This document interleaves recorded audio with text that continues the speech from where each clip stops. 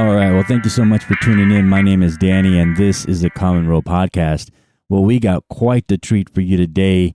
We finally got Jesse, the nerd with balls, here in the studio. Well, my studio here in the wonderful Highland Estates area in Phoenix, Arizona, the Daylight Hits Factory, if you will. Yeah, I named the studio. If you only knew where I record, you would laugh. And all the other guests are probably laughing too. But finally, Jesse's in here. We have a great conversation. And if you heed any warning at all in your life, heed this one. This is a very strong conversation. One, I wouldn't have children around listening to this. And two, if you are sensitive in any capacity, this may not be the podcast for you. But if you're into some fun, exciting, weird shit conversation happening, man, I think you're going to enjoy this one. Basically, it's unedited, and when I say unedited, I mean it's unedited. Again, don't say I didn't fucking warn you. This is a fucking strong podcast. I say this to the people who are not familiar with Jesse. If you are, you already know what you're in for. All right, you've been warned. Thank you so much for tuning in. I really appreciate it, and please enjoy the conversation with Jesse. There's different types of characters that come out, and this particular thing, and mind you, this is when we were infant. You don't know what's going to come out. Like, you know what I mean? Like, the ruthless guy could come. Like, you know what I mean? Like, I have no fucking problem saying what's on my mind. It's fucking my opinion. Mm-hmm. If you have a fucking problem with it, don't go fucking promote and cry how my opinion jaded you. No, it's called fucking life, being an adult. Tell me to fuck off or tell me you didn't like it. Then we can have a conversation. You know what I mean? But I'm just entertainment. Yeah. I'm nothing else. You know, and if you take it to the heart or this and that, like, dudes, like, don't. Like, that's the character. Nerd with Balls is a character. Yeah. You know, Jesse Lozano himself, there's a difference. There's a few guys I know. You know, there's a businessman, there's an artist, there's my mother's child. You know what I mean? The mother's child, you know, like, he's an amazing guy, but he's more of just like introvert who just wants to hang out with his fucking friends and his family and just love and chill out and go nowhere, you know, and just be in those moments of family. But then the other thing's like, I don't give a fuck. Like, let's do some shit. Like, that motherfucker looked at me odd. I'm going to go fuck his fucking old lady. Like, I don't fucking know. You never know what's going to come out. But it's about having good times, man. Yeah. So when everyone's in podcast mode, it seems like they almost expect it. Some sort of different element seems to come out. Is that like what I'm grasping? Like, people go on the podcast and expect, I just call it the cartoon character Jesse to be like real, in a certain extent, to be hey, who wants a dick pic? You know what I mean? Like, like, he's in there. Like, right now, you know, I'm actually talking with you compared to you coming onto my show where that character's engaged. Let's go. You know, no, I'm just here. Like, you get to meet just Jesse the dude. Like, you know, like, you know, and people are like, what's he really about? I was like, I don't know, man. I fucking made pizza from scratch last night. You know, like, you know, the character, like, you know, if people want the character, well, go to a show. Like, you know, you can see him because that's what he's made for. The character can't be 24/7. You'll go fucking crazy. Because I don't like him a lot of times because I walk away and I'm like, dude, did you hear what you said? I incited a fight at my last show between some fat bitches because I was talking shit about fat bitches. And like, the owner actually started the instigation. Like, he really got that shit going because he was like, hey, don't let that guy talk about you guys to one of his friends. Go tell him what's up. So, like, now the shit happens and he wasn't bad. He was just like, hey, that was my bad, dude. Like, I was like, I thought you guys were going to kick us out. And he was like, no, I started it with you. So, like, no, I miscalculated. I was like, cool. He's all, I'll see you next week. So I'm like, all right, cool. You know, like, this paying gig isn't gone because of fucking some weird shit. So yeah, I think in life we all wear a mask and we all have characters. It's who you perform because you're not the same guy you are from a model that you're doing photography with to somebody you're intimate with. Two different worlds, man. Yeah, you know. Now I have a bunch of questions to ask you and just overall just get a general idea. Obviously, because I think in this town, I'm not sure there's a better podcast or a bigger podcast. I mean, if there is, I haven't found it yet. How long have you guys been podcasting in like the dirtiest form to like what's what I call a nice, clean format now. How long have you guys been podcasting? There's no nice, clean format. Yeah, well, I mean, as far as streamlined format, there's nothing clean about you guys. Yeah, no. Yeah. We're not. We're the ratchets, you know what I mean? We're fucking thotties. You don't bring us to the fucking family party. You know what I mean? Somebody's putting the dick in mashed potatoes. Someone's getting laid. Yeah. It's life. Yeah. About 3 years. 3 years? Mm-hmm. What triggered the, hey, let's do a podcast? What triggered that first episode, that spark in wanting to project and publish the insanity and raunchiness? I think it all started with, it wasn't about a podcast. It was about YouTube. Okay. So it's like, yo, let's do this. And like my boy Serge was just kind of like, yo, let me manage you this and that. Like, you're going to do it. I was like, get the fuck out of here. I'm just putting a YouTube video because I got some good information for this movie coming out. So I do it. Got like 25,000 fucking hits. Like, this was years ago. And it's like, yo, let's keep going, blah, blah, blah. And then like, yo, let's do a podcast. I'm like, what the fuck's a podcast? Like, it's like an online radio station. I said, I've heard online radio stations. They suck. They're like, no, this is different. And I'm like, fuck it, let's try it. So we started one called the Amazingly Uncanny Podcast. And that was a play off of 2 different comic book worlds, you know. And it started going, and I didn't want to run it, so my boy was running it at the time, and I was just part of it. He walked away for a bit, then we created the Nerd with Balls podcast. So I went back home, and it was just like evolution, just one thing. What we talked about, what happened in pop culture, what we saw, our views, and then we started bringing people on. You never know who's coming or what's coming. So I think that's interesting. But you guys were all friends first? Oh, yeah. Like childhood friends. Like, Sergio I've known since he was in preschool. I was best friends with his brother. You know, we're about 3 years older than him. And Sergio was best friends with my little sister, you know, their whole lives. So it's not like nothing new. And then we went back for like my boy Madrid. We were around each other for like 12, 15 years. My boy Alex, I've known him since like fucking 7th grade. We got our boy Derek, you know, we've known Derek lingering around each other for like 5 years, but like now he's rolling with us. I would say about a year. But the roots are deep. Yeah, because, you know, things always happen, you know. Mm-hmm. Derek's organization, everybody just kind of broke off and did their own thing. And Derek was like, hey, can I roll with you guys? Like, I'm fucking down. Like, I'm doing it more as a hobbyist, and you guys are trying to do what you're trying to do. And if it goes, great. I'm awesome. I'm down with that. But I'm down. And we're like, all right, cool. And this is, you guys are all obviously from around Phoenix or Glendale area? All Glendale. Glendale area. Besides Derek, he's Gilbert. Gilbert. Damn. Yeah. You got a long way to go. Oh, yeah, it's like 45 minutes to What do you guys podcast out of? Glendale. We podcast out of house. Now we're going to be doing out of a lounge and whatnot. Okay. Right on. Now, since the beginning, were you guys always into comic books? Oh, yeah. Yeah? Because that's the big theme running through it, obviously, is comic books and superheroes. Yes. And so, before we go any further, who's your superhero? Who's your favorite comic book character? Who's your favorite superhero? Eric Draven. Eric Draven. The Crow. Nice. That's a good one. There's a lot of tragedy in that one for me, but is it the same Crow as Brandon Lee? Yep. Yeah. See, I know I have very superficial knowledge of comic books, and which is to say that my canon is just what's the movies. And my thing is, it's pop culture. That's when I came into here. Like, I would go into comic book stores because people don't realize, like, if you're in Arizona, there's a spot. It's called Scottsdale, and that's where everybody claims like the somebodies are there, the rich people, the snobs. No, motherfucker, they're not. Like, you know what I mean? These motherfuckers aren't drinking at a bar trying to have a good time. Like, you guys got to get that stigma out of your head. And why I bring that up is when I looked at comics and I started talking to people, comic book enthusiasts, I'm better than you because I know more about this comic. Yeah. And I was like, dude, get the fuck out of here. I gotta fuck your bitch and your mom. I don't have a bitch. Well, I'm gonna fuck your mom. She's dead. I'll still fuck her. I don't give a fuck. You know what I mean? And people like, dude, like, they would be like, yo, this guy's mean and this is what he's saying.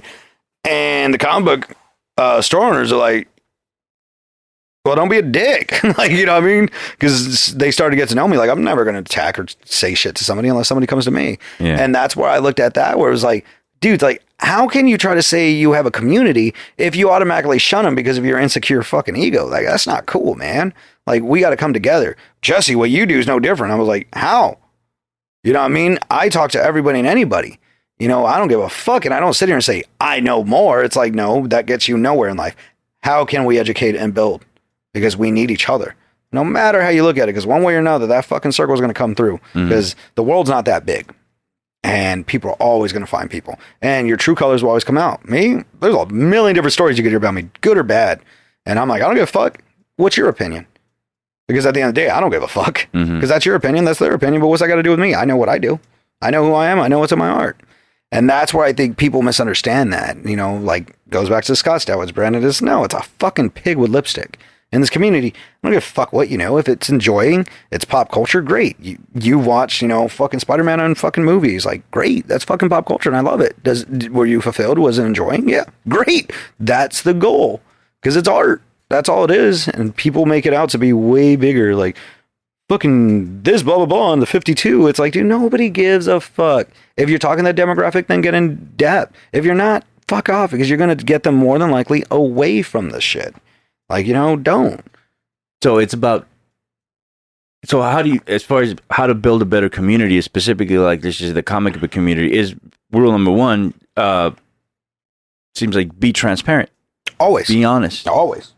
Like, people always have agendas, and I get that. But if you show me your agenda and I show you my agenda, we're going to get a lot more things covered compared to me saying, oh, this is what I'm going to do for you, and this is what you're going to do, and then I fuck you over, or vice versa. Because now that fucking ruins our relationship and turns around, and everybody we run into, that will be ruining that relationship as well. What sticking with because it seems like even though the comic book community, it seems it's just the microcosm for overall as far as building a better community just about anywhere you go. Absolutely. Like, for instance, you're building a new place. Yeah. The good things that you learn from building a comic book community or comic book universe community, those rules and those sets can easily translate into building a better community with contractors or builders or construction workers in order to facilitate and not get fucked over by bad guys, let's just say. You know, and that's the thing. In the world of business, there's no good or bad. Okay. It's just business. You know what I mean? And that's what people don't realize. You can point fingers, but there's projections, there's calculations, and there's everything else you got to do. When people come, they come. That's why we have negotiations. That's why we have contracts, you know, in any form. And, you know, that's why I say, you know, like, even when there were balls, you know, comics isn't the only thing. It's pop culture. It's boxing, MMA, fucking movies. Movies is my sweet spot because I fucking love movies, you know. And I think in this world, once you understand the concepts to build, you can do it in any niche and anything else. You just got to apply it. Nothing, like, people always try to put the stigma that things are hard. There's nothing hard in this fucking world. There's nothing you can't do. And I hate that more than ever. When it's like, dude, it's all the same shit. It's all the same shit. This world isn't that vast. You know, just chill out and realize, okay, cool, I can jump into multiple demographics. I can do different things. Why put layers on yourself? Limitations? Why? Pointless. Okay. So, you know, when I look at the world, building a community, I didn't wake up and say, hey, I want to build this community, but I looked at other people and said, hey, how can I help them and them help me? And by nature, started to understand the principles of community. Like, I think, what was it? They're called Brawl. Have you ever heard of them? No. All right. They're fucking huge, all about comics.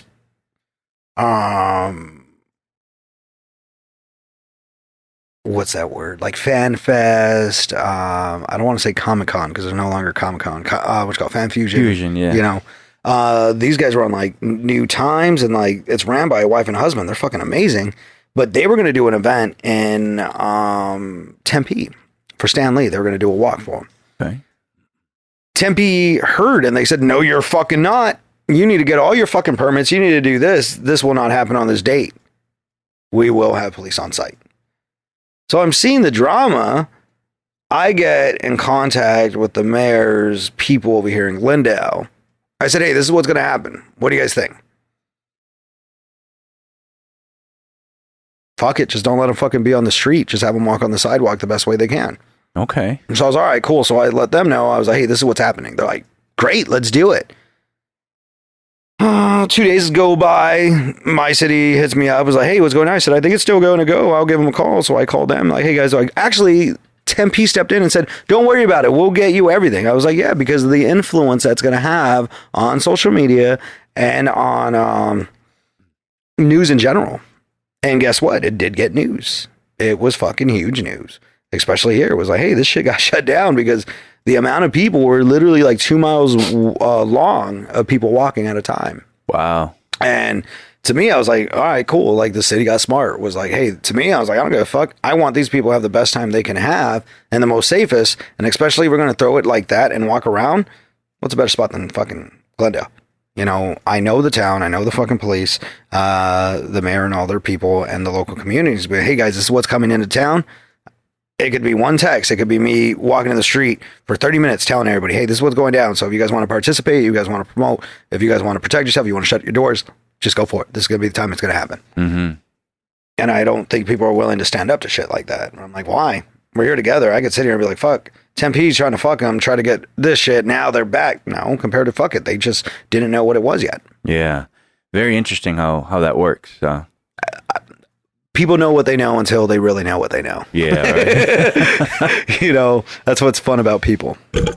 So, now, as far as a selfish question here about podcasting, but overall in general, and maybe people growing creatively and growing as a brand, things like that. What, as far as having great content in your podcast, what are other things that you can apply to not just maybe a podcast, but a craft in order to help be noticed? Not in a maybe not in a greedy social media, hey, look at me sort of attitude, but to have people pay attention if the content is legit. What would you suggest? Because obviously you're a social media master. I mean, I didn't realize how many followers you had until I asked you to be on the podcast. I'm looking. I'm like, I seriously. At one point, you know, we've hung out a couple of times. Yeah, not too many. You know, we don't have big interaction, but you know, through Billy, we talk and stuff like that. But I'm just like, dude, Jesse's just a regular dude. Yeah, this, that, and the other, and it's not like you know, you don't flaunt or anything like that. But then I look at how many followers you're on. I'm like, God damn, this guy might be somebody. No, man, I don't think. I think everybody's a somebody to themselves, and whatever their right is. You know, my biggest things I would say is stay engaged, always build up, try to push, stay relevant. Learn, you know, learn about social media. And when I say learn, that means pay. 100%. Pay for it. It'll be worth it. You're worth it. Just get out of your everyday head. You know what I mean? Like, I don't know if it's Ty Lopez or whoever the fuck's running it. Guess what? They're not just selling to sell. Apply those tools and it'll get you somewhere. You know, go find out what it is. Yeah, well, $2,000, dude. $2,000 not much, because you might be learning a skill that might make you fucking 10,000. You know, so apply that. And if you don't have the budget, cool. Go out there and communicate with people. Find places that are cool. Find places. There's this guy. His name's DJ Dario. We started at the same time, and you know, he's the king of Arizona, hands down. When you look at nightlife, that's him, especially Latin. And I remember we were hanging out at the same lounge, same club, and he was barely coming up, and I didn't even know that I was going to conceive this concept of Nerd with Balls. He would sit outside the club by himself, just by himself, and be like, hey, I'll let you in for free, just like my Facebook page. And people would sit there and like his Facebook page, blah, blah, blah. All right, go ahead, go in free.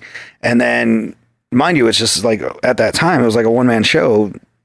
Cool, everybody was in, and like, you know, whoever paid.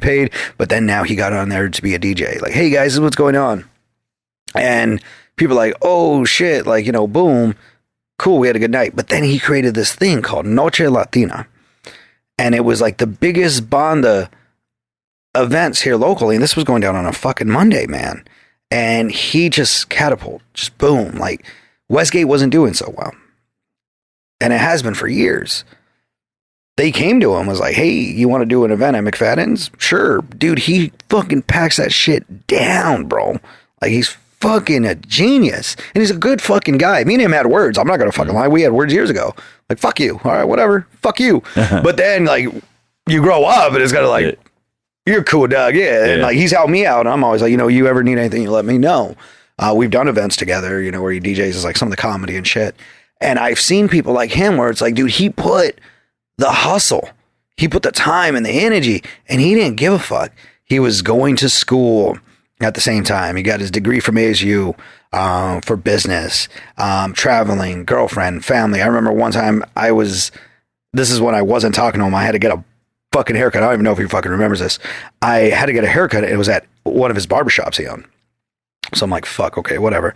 So I go in there, I'm waiting in line. This motherfucker shows up. I'm like, this motherfucker. I'm like, fucking asshole. Well, he's throwing an event on the outside, and one of his boys were really fucking cool with me. So I'm like, yo, what's up? That's my like little homie.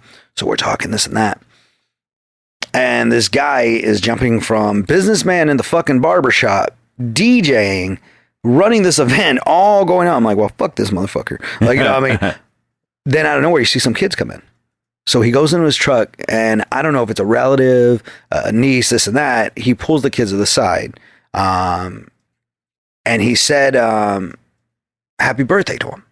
And he gave them gifts, and he took some photos with them. There was some, I guarantee it was some way that it was his family. And that's where I was like, that's the human side I saw, where I'm like, that's cool, but I'm not going to tell you that. You're an asshole still. But then once everything came together and I started realizing, like, this is a dude who does it all, and he puts time and energy.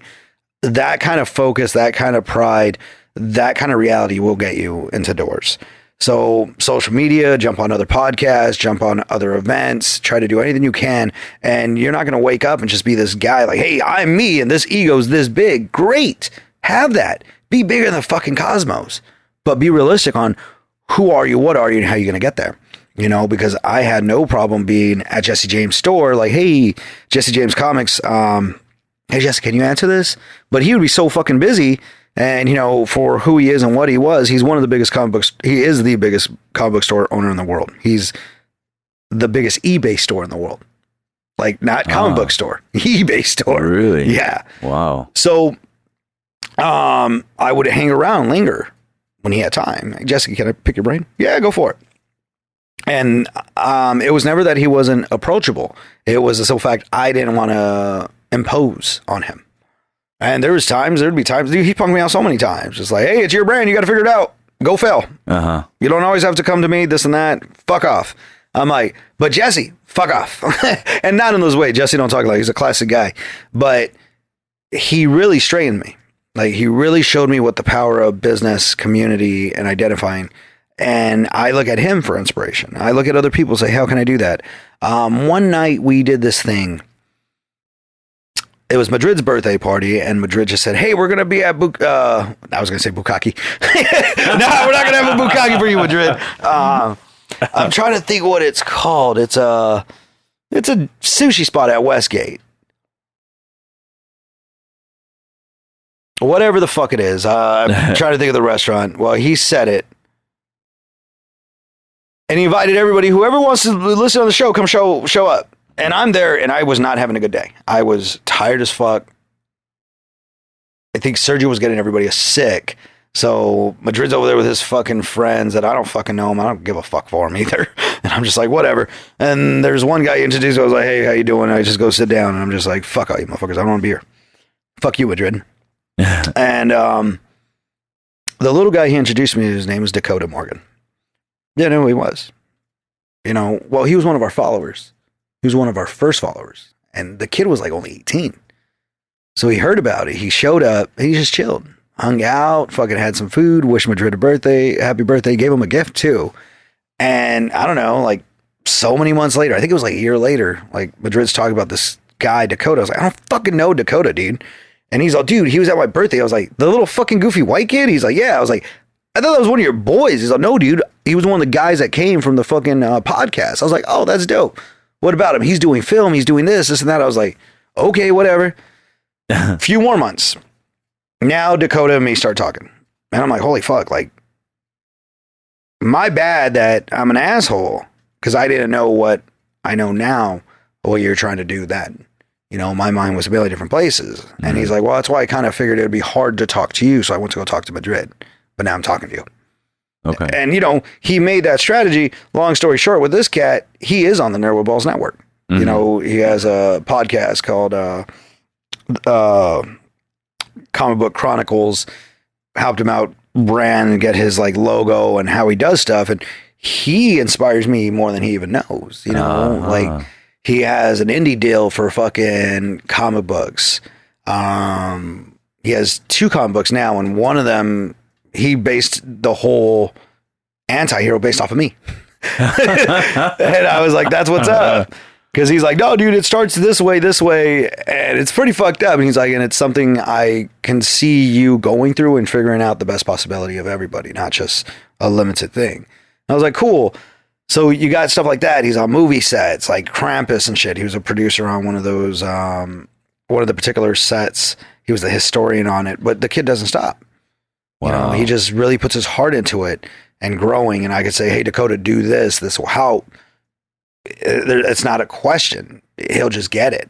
So, you know, growing that shit, like do that. Get some fucking viral chicks. Give them free shit. Do giveaways. Build an email list. Build it all up. Like, build a website. Understand. Sit there, read. Create a website. Don't create a website. Understand. Fuck up constantly because no one's going to get it right. And have a good time. If you feel like it's stressed or it's overworked, you're doing it wrong. You know, because that's what I did wrong in Nerd with Balls. Because it's like, hey, this, that. Compared to like, fuck no, dude, you're going to kill yourself. You know, like you got to chill the fuck out. So I'd say social media, interact with people, get into your niche. And when whoever's in there, go find those people that are trying to be good, the ones that are the elite. And talk to all of them, hang out with all of them, have a good time. You know, you never know what you're going to be. You know, that's what I really have a very positive mentality. You know, be grateful, you know, find your gratitude. Nobody likes a depressed motherfucker. Like in real life, like everybody trolls. I think if you want likes, put a fucking meme, put a depressing meme. Everybody in the world's going to like it.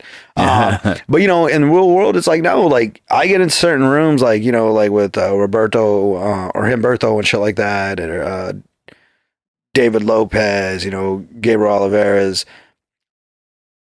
It's fire, bro. Like I can't stop because they're just so inspirational to me. Yeah. You know, Dakota was one of the first people that I met where I was just like, wow, you know, there's more arsenal to your tools and there are literally other people that feel you, you know what I mean? Like they're fanning, you know, your flames, and creativity is a huge thing. You know, get creative. And if you tell me, I hear people tell me about creativity and how it's so limited. I'm like, who gives a fuck? You know what I mean? Like go as far as you can go and just go further.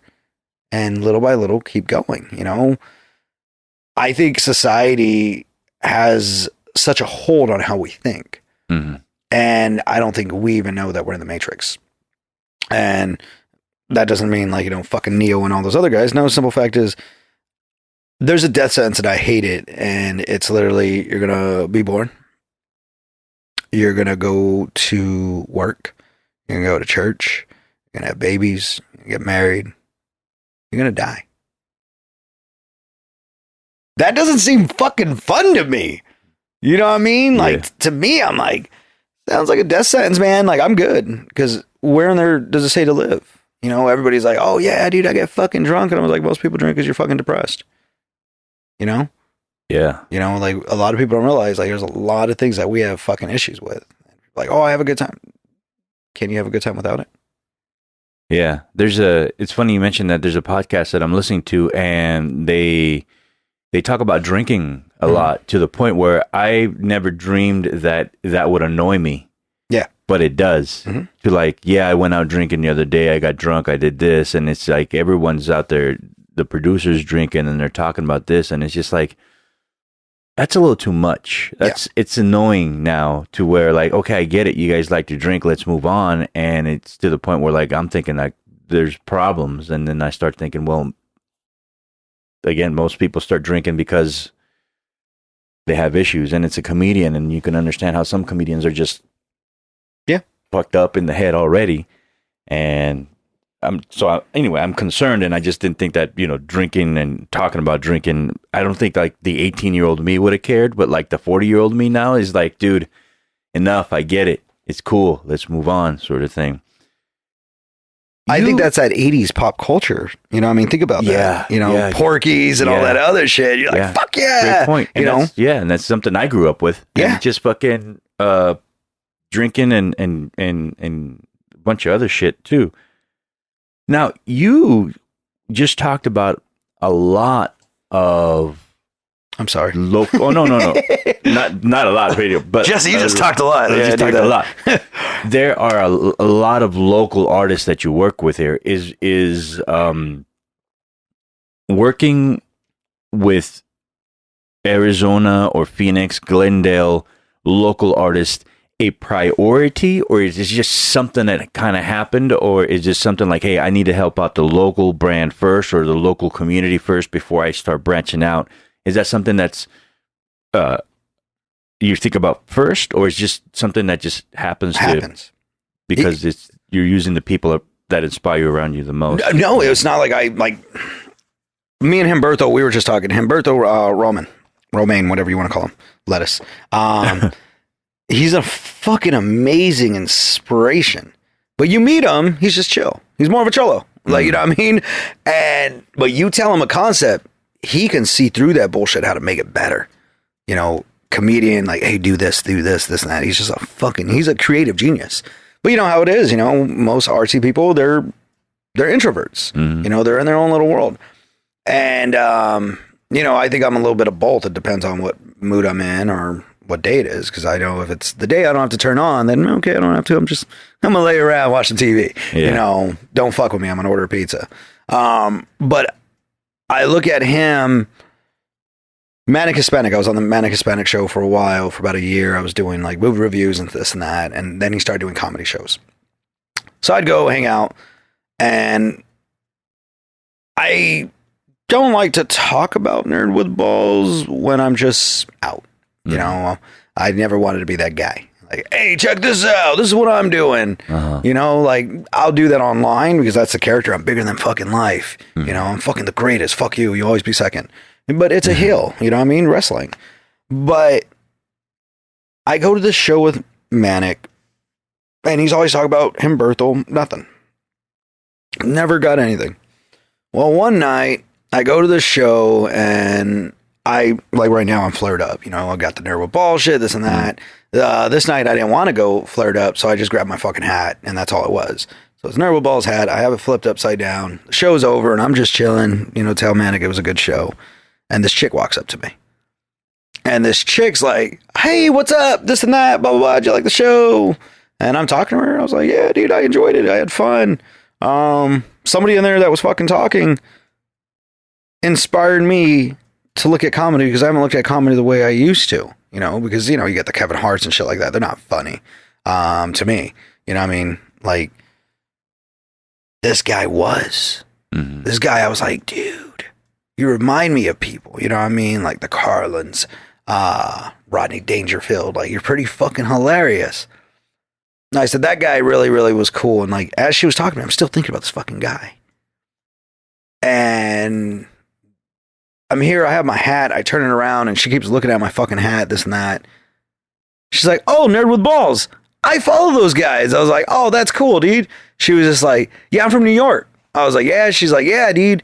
She's like, do you listen to them? I was like, yeah, dude. Like, listen to their podcast. She's like, do you know them? Like, I was like, no. Like, I don't. She's all, between me and you, they're fucking assholes. I was like, oh, yeah, dude. They're fucking dicks. She's all, I have this handle. It's called Nerd with Nails. And I'm always hitting up their Twitter, but they never respond to me. Like, I'm always like, hey, would you guys like to talk? Would you guys do this? And they never respond to me at all. And I was like, what a fucking dick, dude. Like, they should be responding to you. I was like, maybe they just gay. I don't know. She's like, I'm gay. I was like, well, fuck, maybe that's weird because you're both two gay people. You guys should be getting along, right? And I'm like bullshitting this whole fucking story because I want to be like, I'm him. Like, like who the fuck does that? Like, it's gross. Like, I don't like it. So now Manic comes up. He's all, hey, Humberto, come here. I want you to meet Jesse. And she's looking. She already has this fucking weird face on. Well, not just because she has a weird face, but, you know, her name's Noni. She's an amazing comedian here as well. So we're here and Humberto comes by and Manic's like, Humberto, this is Jesse. Jesse's Humberto. I was like, dope. He's like, I've been after Jesse for years for you guys to meet. And Humberto's like, all right. Why? What's up? And he's like, Jesse's funny. He's really funny. I have him on this time for like movie reviews and stuff like that. We do a skit, like, you know, Jesse puts it up as I live at home with my mom and my mom's always yelling at me and all I want to do is eat Cheetos and watch movies. Like, and we've made it fun. And he's like, all right, cool. And Humberto's like, yeah, he's like, his username, what he goes by is Nerd with Balls. Now the fucking Noni, he's like, what the fuck? You're him? I was like, yeah. She's like, you said they were fucking assholes. I was like, I'm not lying. Yeah. I'm like, they are. I said, she's like, and why don't you respond to me? We're here now. I was like, honestly, I don't run the social media. Sergio does. I was like, so I don't know what's going on. I could look at it. I could get your number. I could give you a call. And her fucking head's probably, this guy's trying to fuck. It's like, no, I was trying to be genuine. You know what I mean? Like, you need to chill the fuck out. Well, from that moment, me and Humberto started making this relationship. And about a year ago, like, hey, Humberto, I'm doing these live shows. Come down, tell me what you think. Because I'm not a fucking comedian, but I'm just sitting there talking shit to people. And he's like, dude, you got this gift of improv. And I was like, what the fuck's improv? Like, you know what I mean? And then he showed me his world, started going to more comedy shows. And I was like, fuck it, let's do a comedy show. He's like, cool, where do you want to go? Let's go off cuffs. He's like, what's that? Spot in downtown Glendale. Fuck it. Do you think you can? Sure. Boom. Have a meeting. A month later, we have a show. Boom. We're like 20 people shy of fucking sold out house. So he's just like, dude, like, what else do you want to do? I was like, I don't know. Let's keep doing shit. And he's like, yeah. One thing leads to another. Now we're doing like mini clips and all this other shit. Like, I'm texting him, he's texting me. And that guy that I was so inspired, I didn't know, but he was a fucking kid. His name was Gabriel Oliveras. And to this day, I tell people he's fucking a killer. He's so dope. Fucking George Lopez is always on his Instagram telling him about his shit, how good he is. Nice. You know, keep it positive, keep going, man. Well, that shit's good. Like, I'm like, that's fucking pretty cool. And we just did one. I don't know if you saw the Men in Black one. I saw the last one where you guys are coming out of this dude's mom's house. Yeah, that's it. Yeah, that's the Men in Black. That was fucking hilarious. Yeah, that is a Men in, yes. Yeah. So the guy eating the chicken, the guy eating the chicken him. In the bucket. And, yeah, like but see, that whole concept, that's Humberto. You know, that's his vision. Where like you know my vision compared to his vision. Like we did Al Chicano one. Did you see that one? Like, no, where it's, I haven't. Riding a motorcycle and shit. That one's more me. It looks like it's more of a fucking movie, and we just got to make it our own spin of it, like our own fan art, if you would. And that's where I look at that shit is you never know who you're gonna meet. I could have told that chick to fuck off. I could have told him to fuck off. Yeah.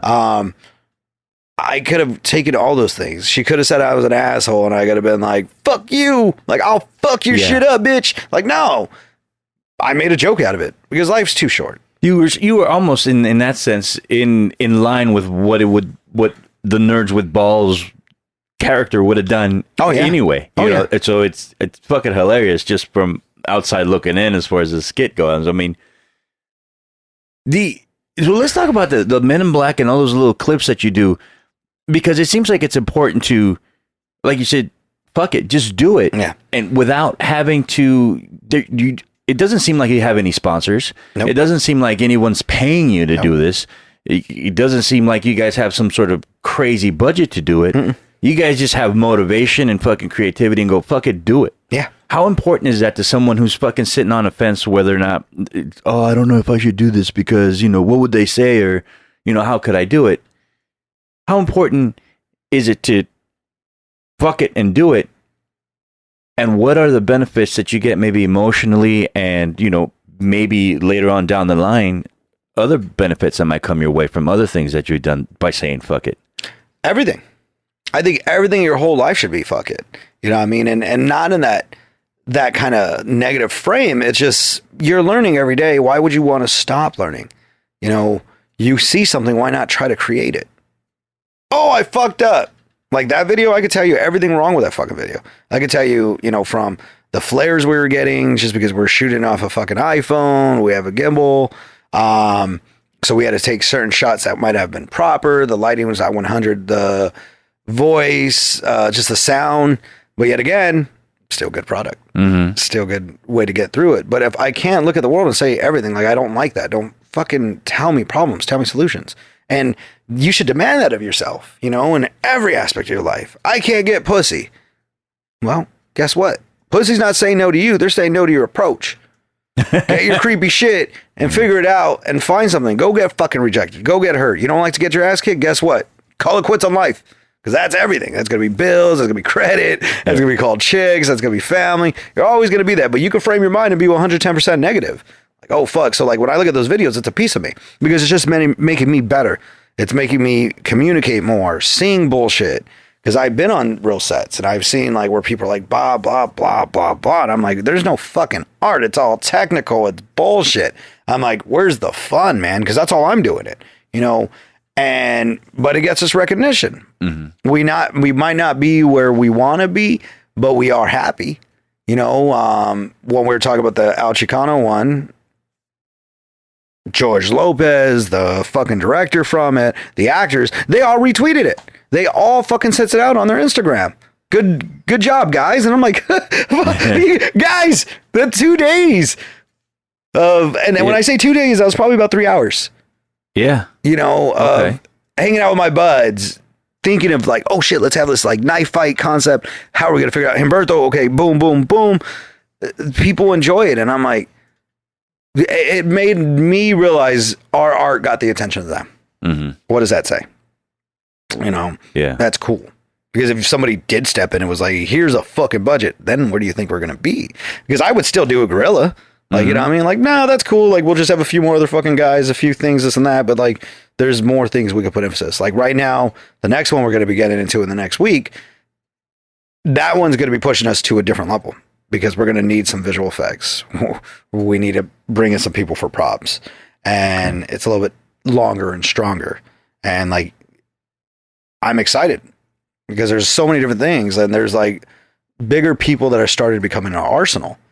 Like there are some like celebrity dudes that are like, give us a call. And I'm like, all right. And it's all because you just didn't give a fuck what you had with the equipment. You just went at it. Yeah. Went fuck it. Let's do it. You got one phone, you got one camera, you got one microphone or whatever. Fuck it. Do it. And it's so easy to do it now, right? Yeah. To do anything. How do you guys come up with those inspirations, or how do you guys come up with those skits and those inspirations? Like the Men in Black one, who's fucking whose mom and whose sister? Whose idea was that? Yeah, that's Humberto. Yeah, Humberto's just like, Humberto doesn't like that I don't bring the character out. Like I don't bring the character out when we're doing projects because it's hard. Like this is where I don't like to be egotistical. When the character or when my name gets brought up, it outshines other people. Uh-huh. Like there was a little video we did and the promo was based off of the directors with me not being there, just being a cast in it. Well, it got flipped. They put more emphasis on me. Mm-hmm. And that's where I'm kind of like, that's the stuff that I try to stay away from. Where I'm like, no, man, other people have to fucking shine. Like, they're creating their universe of like Nerd with Balls. And I don't like that. Where I'm like, nah, man, I'd rather just be in the background. He's like, but, I was like, all right, whatever. So he's like, let's bring more of them because this seems like Jesse. Mm-hmm. Telling somebody how they're going to fuck their mom. Or he's like, honestly, bro, I think you probably would. I was like, I know I have. Like, you know what I mean? I've always looked at Serge, but like, your mom would get it. He's like, you better fucking get it. Like, you know what I mean? Because everything to us is a joke. And it's literally how we deal with it. Whatever it is. And that's why with those skits, it's, hey, dude, this new trailer's coming out. Let's go for this. Let's go for that. So like I wanted to do a mini clip for like 15-minute clip, like a short. And now there's some shit coming now. And I'm like, let's condense that to 2 minutes and we're going to go for it now. And they're like, dope. Like even Humberto was like, I still don't get it. And I'm like, well, you better fucking get it because you're going to have to figure out how we're going to put this together. And he's like, still don't get it. Figure it out, bro. And he's like, all right. Cool. I got this. All right. I'll get back to you. And it's things like that. It's not that hard. Like, and everybody, when I'm on set, like let's say like the El Chicano, there was somebody else there. Like that artist came in. So people tell me, nope, I'm good. Nope, I'm good because now I got a vision. And now I see it and how it's going to go. Stop. We have our time. We this and that. And this is the first time I ever got like that. And the dude Himbert was like, no, that's not a problem. That's not a problem. He's like, because the product we got is perfect. He's like, we saw a different element of Jesse.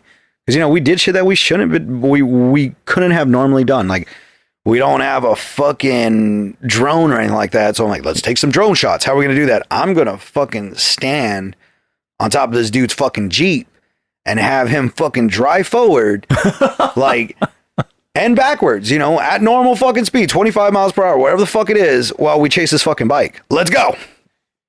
And could I have flown out, this and that? Could I have died? Fuck yeah. Yeah, but I didn't think about that. I was like, dude, this is fucking cool. Dude, we have like some fucking 80s and like David Lopez is like, fuck yeah. I'm like, dude, like, this is dope. He's like, yeah, man. Well, I gotta watch that now. Fucking, that's known behind the scenes shit now is just crazy. Yeah. So in a weird sense though, how well do you guys in a weird sense think that you're creative? Somebody threw a budget at you, George Lopez production company or some fucking crazy threw a budget at you. Now, do you think you'd feel pressure like, oh shit's real now we gotta do it? But no. Do you invite it? Do you want it to happen at one point? Like, hey, absolutely, yeah. What so you have, of course, you have movies, you have the podcast that seems to be fucking global at one point. I mean, if there are people in New York listening to you, right? Well, dude, our biggest people is Mexico City. Really? Dude, I say wetback, fucking build the border. I just suck so much shit. But mind you, I'm fucking Mexican. Fuck you got a problem with it. But then I sit here and say my biggest demographic is fucking listening to me in fucking Mexico City. So either one thing, they're sharpening their fucking blades to kill me. And I'm like, fuck it, bring it, motherfuckers. What did he fucking talk shit about it to us today? Or I'll be like, fuck them. I'm going to find that little fat gardener and fuck him. Like, I don't know. Or people have told me like it would make sense for your demographic to be in Mexico City. I was like, why? They're like, it's the capital of fucking art, dude, of the world. Because that's where just art is and everything and anything. They're fucking crazy. I was like, what do you mean? They're like, the first language isn't Spanish in Mexico City. It's English. And you get all these different fucking artists that are trying to be something. And they're there and it's all raw and it's real. And then you got like the fucking drugs and all that other fucking crazy shit. Is the heart of corruption. And like these fucks are there. It screams Jesse Lozano's Nerd with Balls. And I was like, fuck, it's Gotham? Wow. I need to go. Yeah, you haven't been? I've only been to Rocky Point twice in my life. Oh, that's the only spot I've ever been in Mexico. Mexico City is I was there last summer. Oh yeah, is it anything like people are telling me? Yeah. Oh, okay. You can go in Mexico City and speak English, and if they don't speak English, they find somebody that will, or their English is to the point where you'll be able to order whatever you want. So it's like South Phoenix English. Yeah. Yeah. It really is amazing how when you go to the art spots, I wanted to try pulque. I don't know if you know what that is. Nah. It's fermented. I don't even. It tastes like fermented. It's got this snotty consistency to it. It's not terrible, but I'm not gonna sit there and drink it all day. It's just anyway. It's like aloe vera. No, imagine texture wise. Almost, I had the peanut one, so it was almost like malted milk. Okay, but thicker and snottier. I can't think of a better term to say, but it's not like. Yeah, no, it is like snot a little bit. And it's just like a regional drink that they have. Oh, you go to Mexico City, you got to try pulque. And I'm like, all right, fuck it, I'll go try pulque. But where we went I went with a bunch of Americans there. They, I'm like, hey guys, I want to try pulque, and they're like, oh, dude, I'll roll with you. So we went, and obviously we get there, the menu's in Spanish, and and this happens so many times. It's like to the point where like, all right, so what do you guys want? Can you guys read this, and the other? The waitress comes in, super cute, by the way. And she notices that I start, basically translating, and then boom, she's all, no, don't worry about it. I speak English. And then just like fucking perfect English, dude. Obviously with a little Mexico City Southern accent. It's, I'm like, wow, okay, cool. Do you want to suck this dick? Does that translate? But we went to, it was a combination of that, and it was art. There's art everywhere in that fucking city. And it is just amazing. Too bad some places, it's got its highs and its lows, too. We stayed in a very comfortable neighborhood to where everything was. La Condesa is the name of it. I recommend it. Fuck it. A lot of people say it's a little foo-foo, but I don't give a shit. It was awesome. But yeah, man, you need to go to Mexico City and fucking tear that shit up. I think it would be awesome to have a live podcast out of Mexico City. Jesse got shot. Yeah, shit, that's all right. He's alive. He's alive. No, I know there's a few things. Like, I know we were talking shit. Have you ever heard of Gay Chicken? No. All right, so it was like, it's a huge game, like military plays. So it's where two guys or two girls. Oh, no, yeah, I know what that is. So where two people have to go kiss themselves of the same sex, and whoever backs out, they're the gay chicken. Yeah. We learned it from our friend, our Marine friend, and not learned like we went to go try him. No, he educated on this game. All right, cool. So Madrid's dumbass is like, I'm the fucking king of gay chicken. Nobody has ever won me. Like, I will fuck your shit up. And he's just going about it. We're like, all right, dude, the king of gay chicken, even though you never play with anybody. He's like, oh. Well, when that episode dropped, we had a shitload of people from the Middle East hit us up. Yeah. And they were all fucking Marines. You want to try that bullshit with us? We will fucking kill you in gay chicken. A few fucking weeks later, we get hit up from San Diego. There's a strip club in San Diego. And they're like, do you want to play gay chicken? The fuck do you mean you want to play fucking gay chicken? There's a military base about a mile away from this strip club. All the military dudes from the base in San Diego hit up the strip club, said, bring out Nerd with Balls. They seem like some dudes we could fucking party with, and we enjoy this show. Uh-huh. So I'm like, that's what's up. You guys let me know when they're there, and when you guys are ready, we'll go. So, there are hits that we get from people from randomness, and it's just like, great, man. Like, keep talking shit to us. Let's have a good time. Did you guys make it down to San Diego? We still haven't put dates on it yet. Oh, okay. And shit. I'm like, I'm fucking down. Like, I got a lot of cool stuff I'd like to see over there, and like, why not? Like, yeah, I mean, shit. You guys put it out. I might want to roll with you guys. Check it out. I'm down. I'm down. And you never know what it's gonna be. You could go there. There's two guys saying you're fucking stupid. There could be 100 guys. I don't fucking know. But if that is what it is, then they're gonna have a good time. So off the bat, are you amazed at how many people listen to you and the diversity of people that listen to your podcast and just? No, I'm retarded. Yeah? Yeah, like I'm straight up retarded. People don't realize that. Like I am fucking idiot because like I still don't think it's crazy. Like, you know what I mean? It's like, all right, a few people engage with me. Yeah. Like, a few people like that because like there's no number in the world because I think it's how I view myself. Mm-hmm. Like, I'm fucking Mexican, so I'll be humble as fuck for the rest of my life. Yeah. Like, you know what I mean? Like even like Madrid, he did his first stand up and his uncle walked up like literally right after his stage. He's like, you think you're fucking big time now? Yeah. Fucking still suck. Yep. He's like, I'm fucking fun here. And he's like, yeah, why don't you get on stage? He's like, because I'm too busy fucking my wife. You can't get no pussies. I love you, Mijo. You did good. I'm out. Yeah. And same way, like how big are you to a point where it's like, hey, you have this, you have that. It's like, no, man, you're none of that. Like, I've gone to places. I remember me and my boy walked into a pizza parlor. Walking into a pizza parlor, this and that. And the guy's like, hey, what's up, Jesse? This and that. I'm like, hey, what's up? And in my head, I'm like, fuck, where'd I know this guy? Mm. And my boy's like, yeah, we'll get some wings, we'll get some pizza, we'll get this and that. And the boy's like, how much? And he's like, nah, bro, you guys are good. Like, you're good. He's like, what the fuck? No, how much? Like, I can just get free shit. He's like, no, like, you're good. And like, mind you, I'm taking a piss and I come back and this shit's going on. And I was like, the fuck? I gave Nerd with Balls free fucking eats, man. That's fucking dope. Because you're always looking for food. I got you, bro. And he's like, yo, Jesse, you know this guy? I was like, no.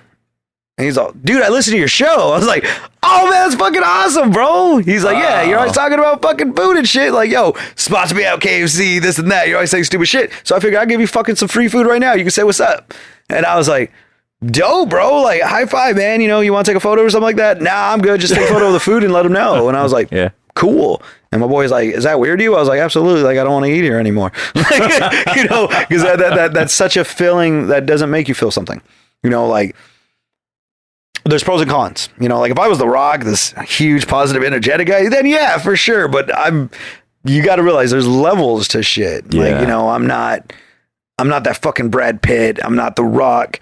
You know, Kevin Smith, I might be a little bit around that guy, you know, and I might be right there with some porn stars, but I'm not there. I don't think I ever will be. And I'm okay with that, you know, because there's a specific niche. And if somebody has a good time, like, that's great. You know, it's kind of like, we look at cinema and we'll always write off like anything by Tromaville, you know, and I don't care for Tromaville. I know what they are. I know who they are. They're very respected and connected. Like, you know what I mean? How many Tromavilles fucking had Stan Lee in their fucking movies? Like, you know what I mean? Stan Lee passes away. Like, they're all fucking crying and showing clips of Stan Lee being on their sets. It's like, this is when Stan Lee, like, I mean, this shit's already happening. We already have the Avengers and he's still backing, you know, what's called Lloyd Kaufman, creator and shit like that. But guess what? That's them. And they're talking to a niche that makes sense. And I'm like, that's what's up. So I think I will always feel that. I'm like, no, like there's nothing in the world that's going to make me think different. Like, nope.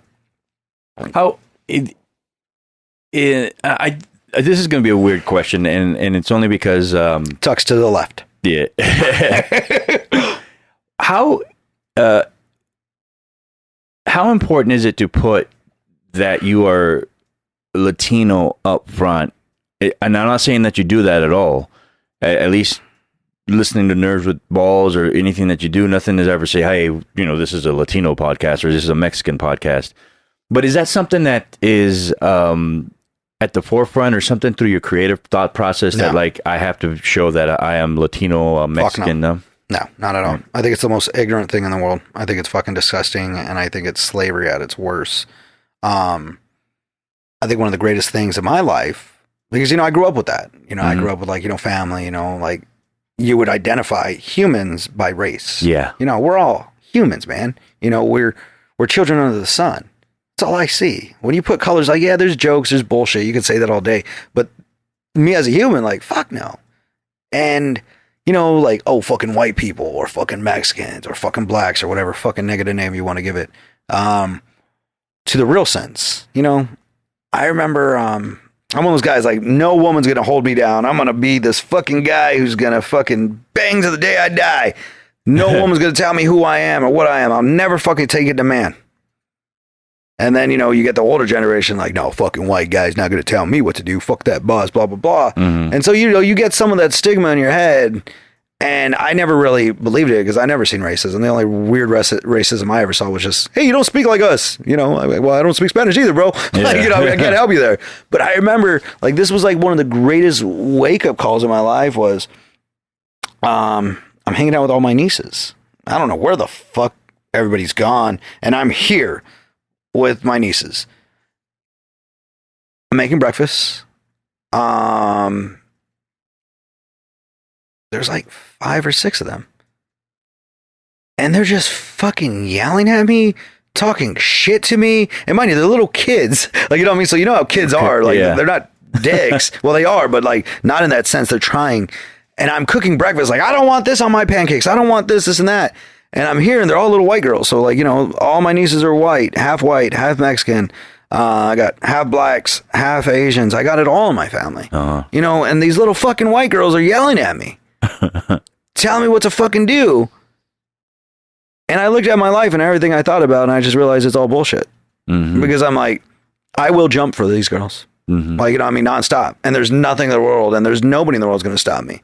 So, you know, that was educational for me. I was like, and they're white chicks on top of that. You know what I mean? And fuck you. I'm sorry. I made your pancake wrong. I'll make it right. Yeah. Like, hold on a second. like, yeah. I'm sorry, master. But those are things that you really wake up to. But then when I sit here and I look at the world and people are like, oh, I'm fucking black or I'm Latino, I'm pro fucking culture. I'm like, dude, shut the fuck up. You're the most ignorant person, Like, you have no idea. You want to talk about Latino, I'm Chicano, I'm fucking Mexican, I'm Baisa, whatever you want to fucking say. What does it mean? What's your education? I have a lot of fucking family, gangs, all that good shit, coming out of prison, blah, blah, blah, Aslan, this. I'm like, dude, shut the fuck up. They're your history. They're your ancestry. I'm like, and do you think we just appeared as Aztecs and Mayans and called it a fucking day? Because you had the Olmecs. The Olmecs were black, motherfucker. Like, what I mean? We're going to go back to Africa. Like, how far do you want to go? Because when you nitpick history and you want to say this because of your own prejudice, it's ignorant and it bastardizing what we know. Because your Aztecs, your Mayans, your culture, your Latinos, guess what? Why are they the bastard children of true tradition from the past? So how far do you want to go? Because if you're going to sit here and say, oh, my fucking land, this, that, what do you have that they didn't?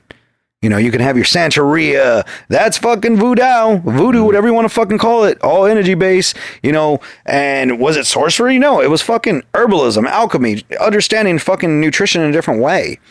And people are like, oh, you got to be pro-Latino. I was like, first thing, I don't got to be pro-shit. Second thing is I'm pro-human. And if I know the real history of human, we all came from the same fucking spot. Culture's not relevant because we hold ourselves back because of culture. It's called respect. You don't talk to people. Excuse me. That is control. Mm-hmm. I want to be who I am. So I would never sit there and say, I'm a Latino podcaster. This is a Latino. I am a human. And I will start with that precedence now to educate people. The more we do that, we're still in our own prisons, in our own minds. Like, don't ever look at anything based off of race. Don't look at anybody based off of gender. I talk shit in the worst spots. I talk shit to the fucking gays. I talk shits to the blacks. I talk shits to the Mexicans. It's all fucking jokes. Because at the end of the day, I'd do anything for anybody. Yeah. And I think that's so ignorant to this day. And people are like, I'm like, no, dude. Like, what I mean? Like, what are you going to tell me? What piece of history are you going to tell me to nitpick your agenda? Because we didn't go through our family struggles. What I mean? We're not there anymore. We're in America. We're the greatest fucking time ever, throughout the whole planet that we know of, unless, there's some shit throughout history that was lost. And that's why, I respect like Fluffy, Gabriel Iglesias for doing that shit, because he's like, I'm not a Latino comic. Like, no, like, I'm just an entertainer. Yeah. Or further, I'm not a woman comic. I'm a fucking comic. I'm not a, woman actress or a Latino or black comedian, because it's the perspective that, I'm glad you say that, because at one point it's like, do you want to create, there was this joke, with, we had an art show, with my friend, and she's really pro-activist, but she put on an art show and she invited me, and she invited another artist who was Latina, but Patty invites her over, and this has like been a long running joke for a long time. And Patty is what you would call a very Latino, Chicano artist. Okay. And so was the other artist on there, and then it was me, and I don't have a lot of Chicano style art at all. I mean, I don't. But this girl was a little nervous, and she comes in and she looks at the art pieces, and Patty's all, hey, just, when we're ready to hang, just, come in and hang. And she looks at her piece, and she looks at the other dude's piece, and she goes, I don't know how to tell you this, but I don't do Chicano art. And she said it in just like such a Valley Girl way that it was like, it was adorable, but a little condescending. Oh.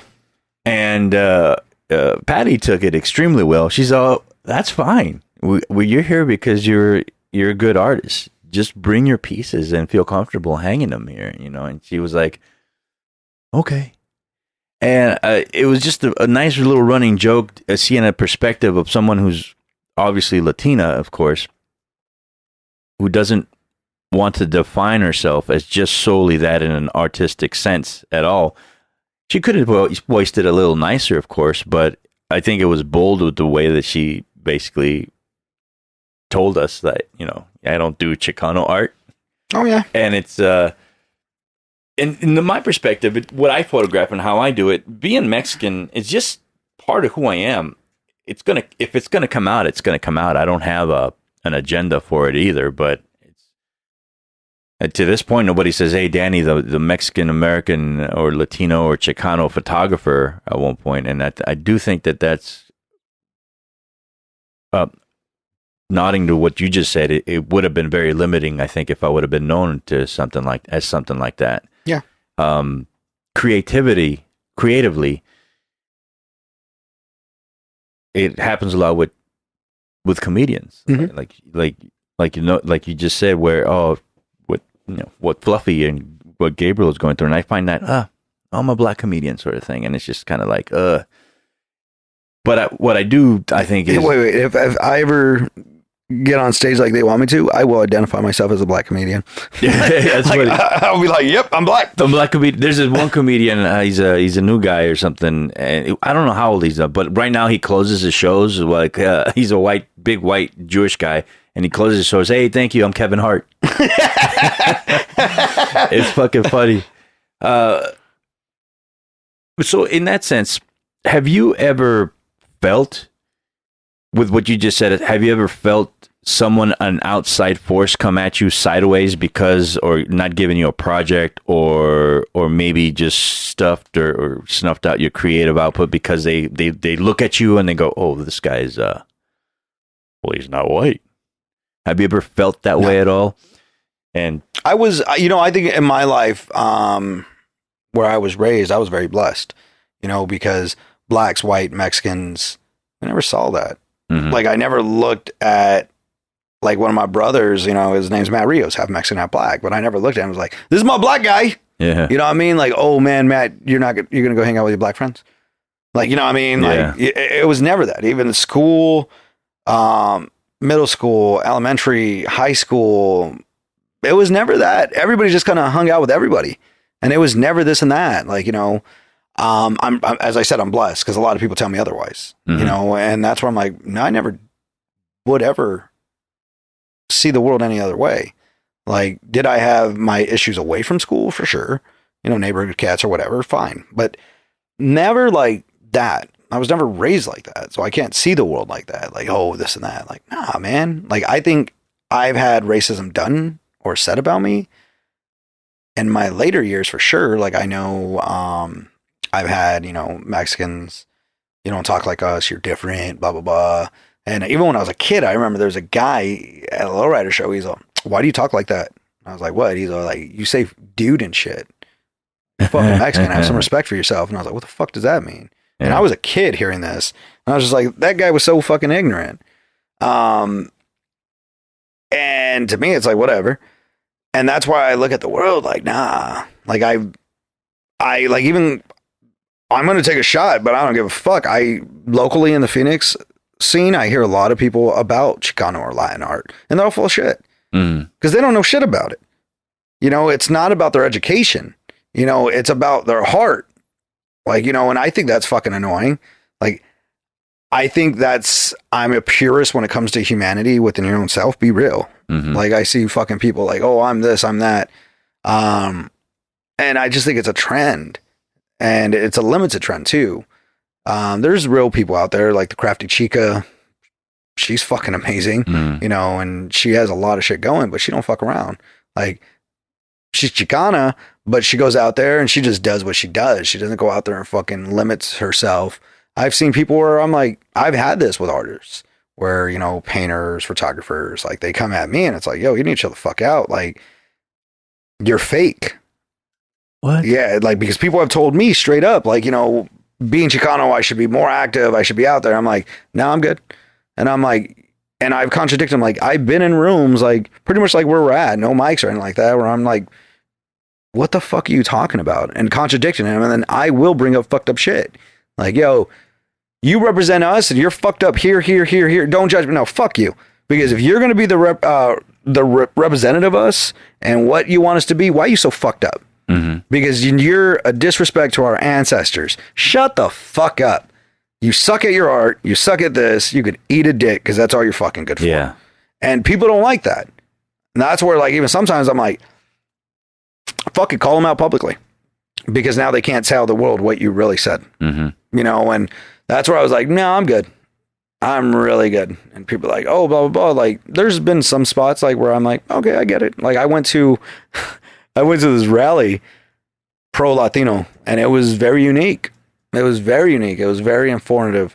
And it was just different. People were like, what the fuck? And I was just like, see, these guys aren't projecting. They're educating. They're not giving a false hope and a false frame of mind of what exists in our possibilities as Latinos. And that's where I'm like they're like, yeah, we're Latinos, but okay, we're done with that. We're humans. Yeah. We're Americans. We're trying to build this. And it's like, yeah, okay, cool. Like, that's the shit that I'm like, all right, yeah, I'm down with that. Yeah. You know, but, you know, the whole American thing, I don't fucking know. I think humans are humans, man. You know what I mean? We all fucking believe the same shit. We all love the same way. It's tough to come to answer someone like, oh, you need to be more pro-Mexican, more pro-Latino. And I'm like, and I had this exact same conversation that you have. Like, well, if you're going to be that example, well, then fuck you, because, you know, you're a fucking cokehead. Yeah.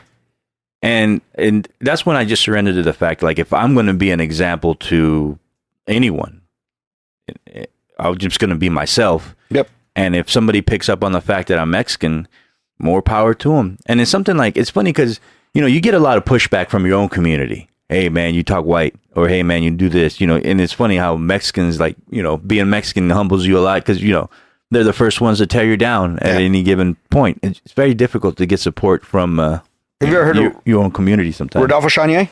No. He was a Mexican activist. He's literally what they try to personify American Me about. Okay, but he was not a killer. He literally, in theory, from what they say, he died because he wouldn't sell drugs to those people. He was a Chicano activist. He said some things that always stood with me, and I'd re-advise him. One was, why do Chicanos do the horrific things they do? It's because they can't mend their broken hearts. Let's start mending. I think that applies to all humans. Yeah. But the other thing was, he opened up at a lecture about how we're all cockroaches. Put us in a jar, we'll push each other up. But the moment we get to the top, all of them will gain on you to bring you down. You know, that's a really hard statement to say about a culture. You know, like we had Freud talk about, you know, the Irish cannot be psychoanalyzed. We got us, you know what I mean? It's kind of weird when you see like the cultures of Italians, Irish, Mexicans, they always find each other. Like, they're very similar. Pretty much the same shit. Like, you know what I mean? And I look at, you put those certain elements, that's why it is extremely healthy to get real influences around you. Real positive people. Real people that have an identity of self-love. You know what I mean? Because I run through shit all the time. Like, yo, that boy's your fucking boy. He's trying to give you fucking Coke. That's not your boy. That's somebody going through hell they want to bring you. Like, yeah, go have a drink every now and then, but this motherfucker wants to drink all the time? Yeah, he's unfucking stable. He's unfucking healthy. I'm like, you know, it's not cool. And knowing that and seeing that, that's where it's like, you see bullshit, you know, and people don't see that. And that's where I don't like a lot of this shit. That's why, like, I'd rather stay, the more I stay back, the more motherfuckers don't have to hear me, you know? And when that happens, that means less tension, less headaches for me. Because someone's always going to dislike what I have to say because I called them out. And I'm not even saying it to them. And they automatically like, Phil, I'm triggered. He's talking about me. It's like, no, but if the shoe fits, fucking wear it, asshole. Like, you know what I mean? Like, I give no fucks. And that's why, like, I hate that, dude. Like, I hate that. I hate that more than I think if you take culture, politics, religion, we'd be in a fucking utopia. Take that out of fucking our psych. We'd be living in fucking heaven right now. Well, you know, except for Mexican food. We need that. Yeah, but even that's, you know, nobody in the world looks at Mexican food and says that's culture. And that's something like I'm always anti-tacos, and people don't know why. And it's not because of that. It's education. It literally opens up the doors. I just tell people I don't eat peasant food. People are like, what the fuck? I was like, when you get Italians, when you get fucking Mexican food, where did that come from? Like, what is the history? People don't know that. Well, when the higher ups, like especially like Italian food, the higher ups and all the fucking royalty and shit, they were eating the good shit. All the scraps they threw the fucking peasants. Eat this. These fucking peasants are sitting there fucking eating this shit, thinking it's fucking whatever. It sucks. So they had to make it taste good. So they find out the worst shit in the fucking world to eat, put it together, made it taste good, and now we love tacos. We love all this other shit. Cool, great. You got some fucking carbs, you got some fucking protein, you got your veggies. But we take it to an extreme. Most people in this world do not look at health. You think drinking's an addiction? Look at all the food addicts. Food's like, oh, what the fuck? Oh, and I am too. Yes, like, you know what I mean? Yeah. You're stressed, you're depressed, you're happy, bored. Fuck, I don't need to go to a bar. I don't need to fucking jerk off. I don't need to go fuck something. Hey, man, there's fucking food. There's McDonald's down the street. There's fucking burrito shop down the street. There's a fucking bar. Let's go get something to eat. Let's go get something to eat. Yeah. Like, you know what I mean? And in the culture, that's a really big thing. I don't fucking cry. You know what I mean? Like, I don't give a fuck. I've seen some crazy shit in my life. I don't cry. My uncle died in front of me 9 years ago. Didn't fucking cry. He had an aneurysm. It was a blood clot that went up to his heart. Heart attack. Boom. Died in front of me. Right. My cousins. Then, just out of nowhere. Yeah. He was just laying down and got up and then, bam. I didn't cry. I didn't fucking cry at all. I hate Little Caesars pizza. I hate it. That night he died, I fell in love with Little Caesars pizza. But that night, when I thought about everything, I ate 6 Little Caesars pizzas, not including everything else. I cried. I just cried different. Yeah. You know what I mean? Because I just had this hole that I couldn't fill. And that's how I projected my emotions. And that's why I was like, holy fuck, man, that shit is fucking wild. Like, you got to watch that shit. Oh, my fucking stomach hurts. Eat. Oh, I hurt myself. Eat. She broke my heart. Let's go to the bar. Let's go eat. You walk into your grandma's house. Eat. It's a different ballgame if you sit there and there's like fucking minerals and vegetables compared to here's some fucking lard and processed carbs. All this shit, like, it's a totally different ballgame. The programming's totally different. The care's there, but the reality of what you're giving is not careful. Do you think that that sort of eating disorders, let's just call it that for most of us, how much do you think that is? First of all, coming from a viewpoint that we do all have to take responsibility for ourselves, but how much do you think is that institutionalized or controlled by outside, getting into some sort of conspiracy theory part of it? It's all of it. It's controlled by institutions somewhere. I think when you look at Illuminati, conspiracies, control, lobbyists, that market to us and to build our realities has nothing to do with them. They just put it out there. It's your choices. What did they do? Can't take ownership to that. Do you fucking kill the drug dealer for the fucking dope that he's giving? Or do you give it to the user who's doing it? Yeah. Because everyone wants to play victim. Poor me. This went that way. This one. I'm victim. Like, that's, I think we live in a victim culture now. Like, that's where we are now in society. And that's where it's like, no. Because healthy diets in different ways, it's been around forever. Why didn't you educate yourself different? Oh, because this. No. You can't point fingers. You can't sit there and say mom and dad, gave me this fucking tool. No. Your mom and dad did not hold your hand to tell you how to fuck that chick. But you figured it out. Yeah. You might not be the best. You might not have the good fucking dick to do it, but you got it. Yeah. Same thing in the world. You might not have the best education. You might not have somebody holding your hand in the right places. But when it comes to health, mentally, emotionally, spiritually, whatever the fuck it is. No one's going to give you that. You have to do that. And you can't point fingers. You know, I've been telling my father for years, eat more fruit. He's diabetic.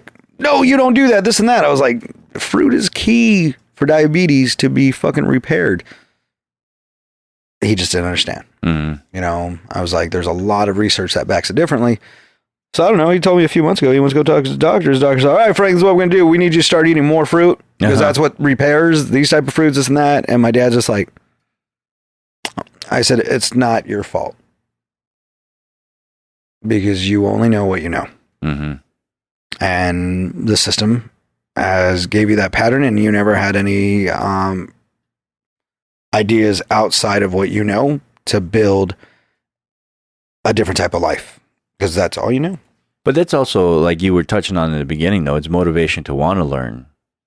Yes. But generation shit, like I think there's a generational psychology that happens to people. I don't think like somebody like in my family, like I think really different than them. Like we have some similarities, but I'm totally on a different way. And it's not good, not bad, or higher level. No, I just think more abstract. I remember my father told me as a kid, life's not that fucking complicated. You eat a peanut, you shit a peanut. That's it. It's not that hard, son. And he gets annoyed because I'll ask him question. And people are like, why? Or he's particularly like, why? I said, well, you got to realize what a peanut is. There's a thing about a peanut, you know, how it's going to break down, how it's going to go through, what it's going to fuel, how much is coming out, you know, like there's a whole... It's just a peanut, son. I said, no, there's a chemistry happening. And same thing with everything else. Like I'll ask questions and he'd be like, fucking shit, just a yes or no. And then like, I'd have to show him the bigger scale and say, these are the possibilities that could have came up. And if I just say yes or no, these are the possibilities I would say no to. And I don't know. So that's why I'm asking you which situation, because that's all calculations of the best way to where go. And he's like, what the fuck? But I think different. And I think with that being said, you know, Dad comes from a spot, fucking Catholic, Mexican, labor, business owner, family, cool. Like I have family members that think a man is a guy who has a 9-to-5 job to provide for a family. That's a man. I was like, you're fucking stupid. Yeah. It's not a man. That's how my dad did it. Yep. See where you're kind of fucked up. You know what I mean? Yeah. It's like that same man could go out and do shit after hours and shit and not, you know, but as long as he's got a job. Yep. They go fuck on women, do drugs, beat the shit out of somebody, probably kill somebody, you know, whatever the fuck it is. Not saying that's what they were, but just putting it out there. I think people don't look at that. So is life more complicated than just a peanut? Yeah, way more complicated. But it's so complex, it's simple. When you know what you are and who you are, it's not that complex. Yeah. When you don't, then it's a different ballgame. Like, have you ever read that book, Who Moved My Cheese? No. It's like a psychological business book. It's about 2 little people and 2 mice, and it's all about this maze about cheese. And pretty much in a nutshell is like the mice dip out when the cheese is gone. The other dudes are like, no, we're going to fucking wait here. And one guy's like, no, I'm going to go in that fucking maze, see if I find the mice and get that fucking cheese and coming back. And he just goes through it. And then the other mice or the other little person's like, dude, you're not going to find it. So fuck off. Just don't bother me anymore. Even if you find it, it's not my cheese. So I don't give a fuck. Don't come back for me. So this guy fucking keeps going. He's getting lost. He's getting scared. He's confused. He's putting signs everywhere in this fucking maze. Boom. He finds the mice. And they're by bigger fucking cheese. And they're sitting there. They would walk around and they fucking smell the cheese, measure the cheese, this and that. And like this dude's like, I'm going to go get my friend. And then he thought about his friend. His friend's like, don't even fucking get me. I'm going to sit right here waiting for it. And that happened. And the guy's like, fuck it. So he starts doing what the mice does. Start fucking measuring it, smelling it, this and that. And that's one big analogy of your psyche, because most people will be the little person that stayed back. They don't want to change. The mice are always ready. Boom, something happens. Let's go. Let's make a pivot. Let's keep going. They're ready for that by nature. And then you got the other person that has to go through that journey to figure out who they are and what they are. And they will be emotionally, psychologically broken, but it's not. It's a change that they're so afraid of, you know, because change is inevitable. Yeah. How you attack it and how you go about it, that's the philosophy you got to build. And that's why I look at that where I'm like, nah, dude, you know, as you get older, your parents become your children. Like it does happen, and good or bad, because they still think they're in control, but it's okay. You know, I got you, little one. Yeah. Same thing as when you were a kid. And I think this world, you have to find your view, your voice to better yourself and everybody else. You know, you first, of course, but how do you do it in this type of world we're in? Like, I don't think people realize that. When did you realize that you should more or less break away from those generational thought process? I was young, man. I was probably like 3rd grade because I wanted to be a priest. Okay. Really big Catholic, you know. In 3rd grade? Yeah. Wow. Like, I knew this is where it was because they meant so much to me, like what they did and stuff. And I was just so amazed by it. And I think I was about like, I was a kid. I had some really great priests. And then there was one, he was fucking crazy. Multi-fucking millionaire. He sold off Fanta. That's what his family owned. And that's what he sold off. And like, he talked about like wealth in a different way than I never heard a priest talk about shit. Mm-hmm. He talked about families bullshit because of wealth. And he was a really cool guy, but he was no fucking, he was an asshole. He was direct. He don't give a fuck. He'll call you out. Like, what's up? You got a problem? Uh-huh. Like, this is where, like, you're supposed to be a priest and supposed to be disrespectful. Uh-huh. Like, I don't disrespect you. I'll call you the fuck out. And that's how he was. And I was just like, dude, I don't want to do this anymore. And he was just like, well, you got to do what makes you happy. All right, Father. And I still hear about him. I've seen him a few spots. But hey, what's up, Padre? You know, and I don't think people realize that is you can question that because even the philosophy of everything can always be contradicted. Mm-hmm. And that's fine. What makes sense to you?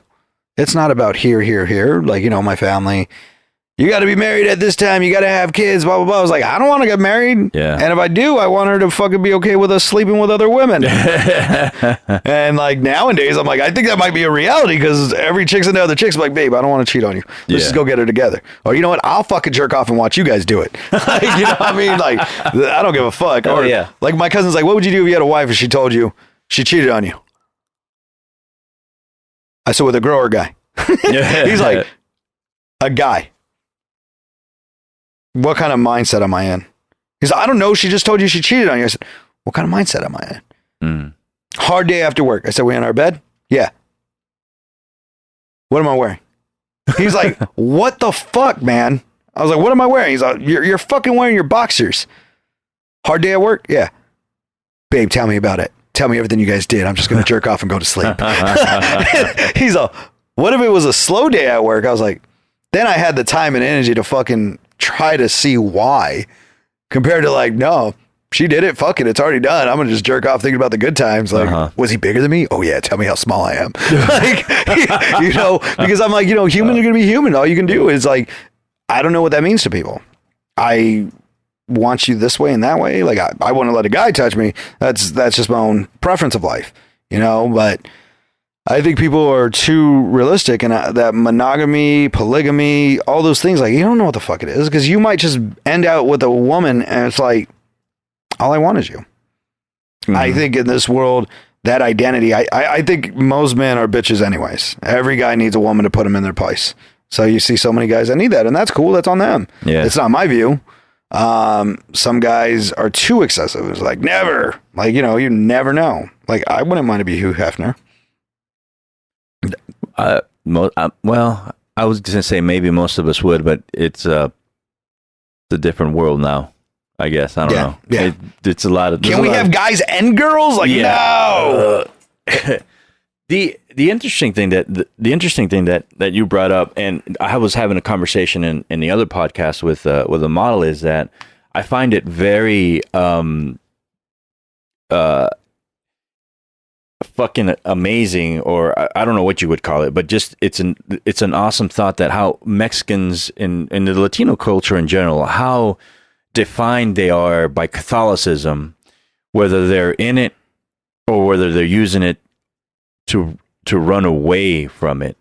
And, you know, there's a bunch of other different religions, but Catholicism in general seems to be very rooted in the Latino culture.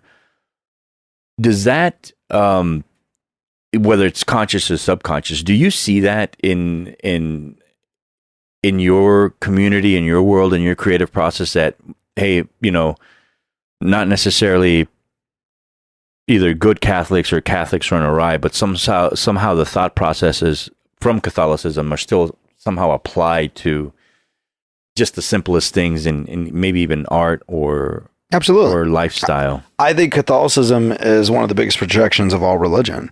I don't think people realize that. Like, it's an amazing philosophy, just like the rest of them. Mm-hmm. It's what people apply, and they hide behind that and what they put out there. Like, hey, I'm Catholic.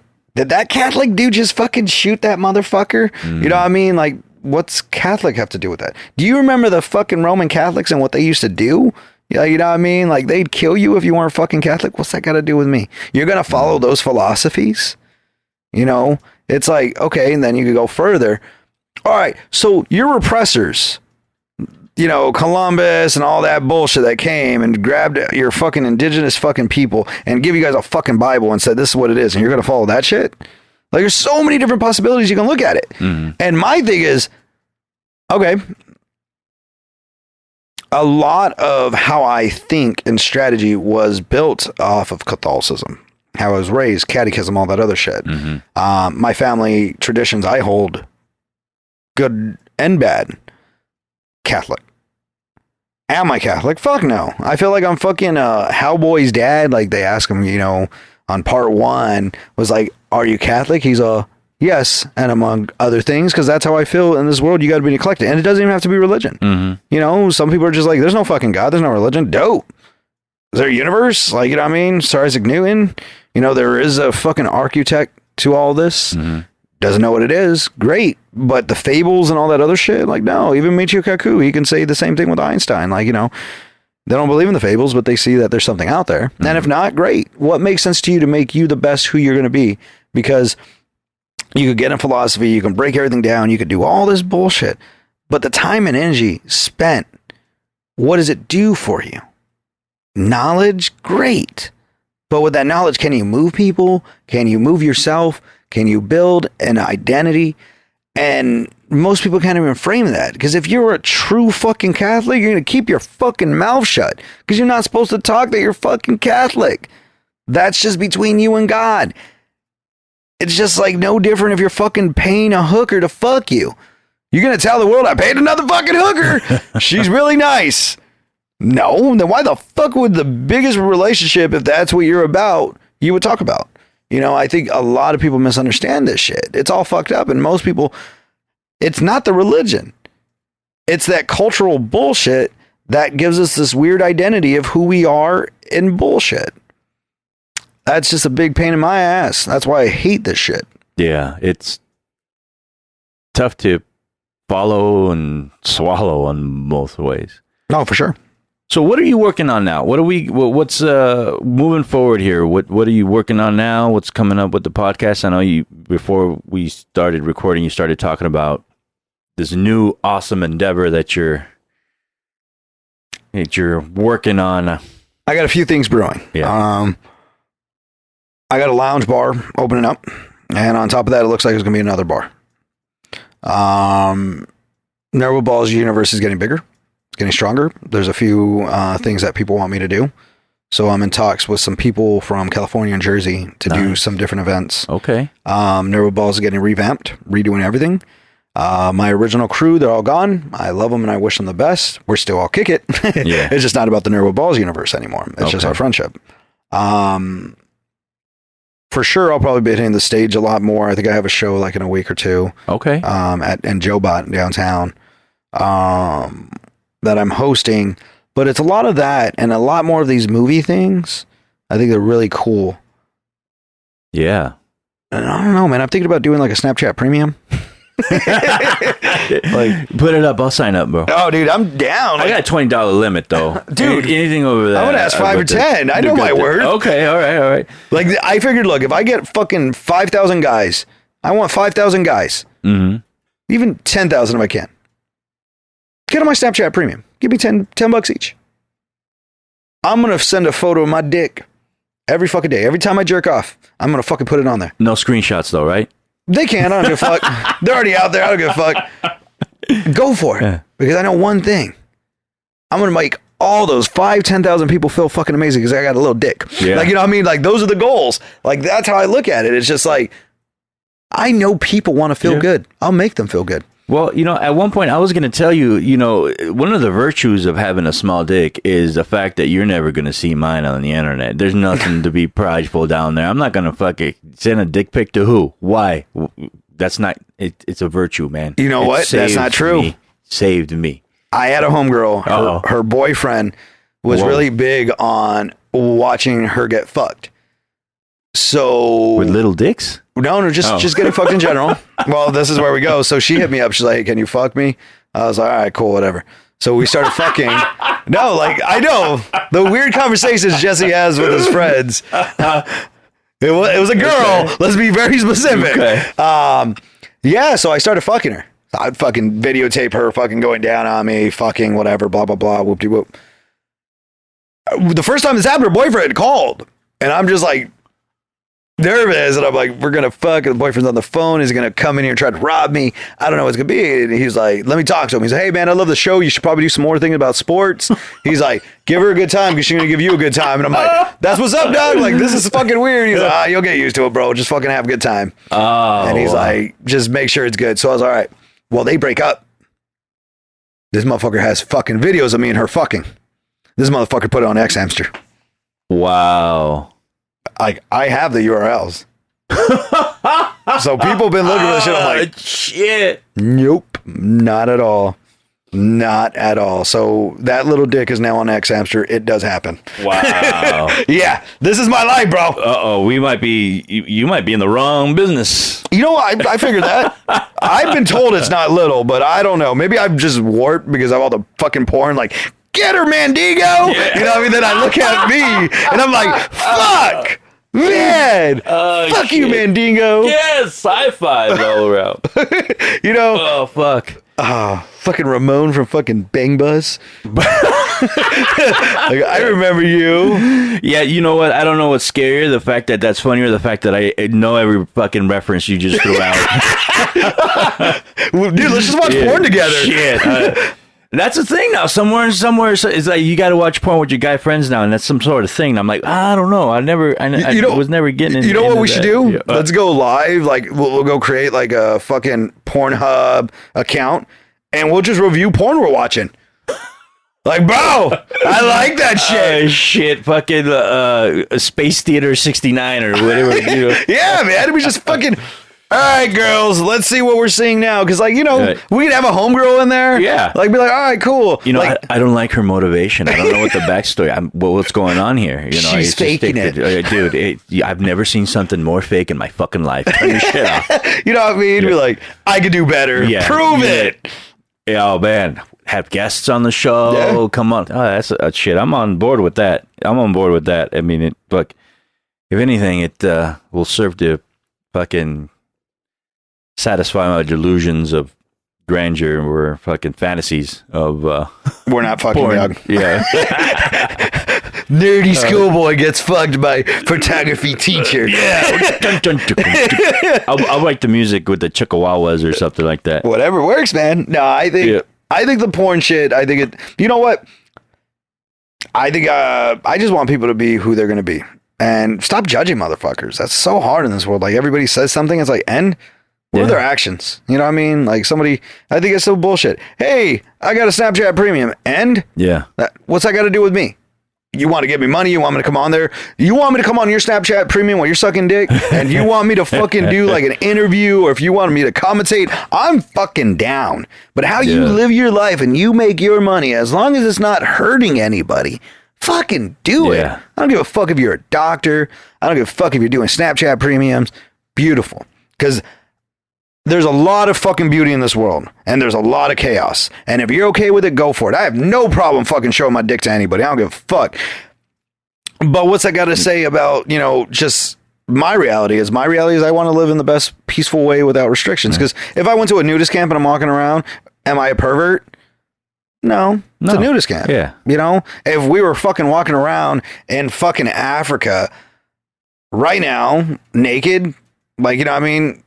It's not that big a fucking deal in some places, because guess what? That's all they got. Yeah. You know, we pervert it. We make it disgusting. You can look at fucking naked women and that's fucking art.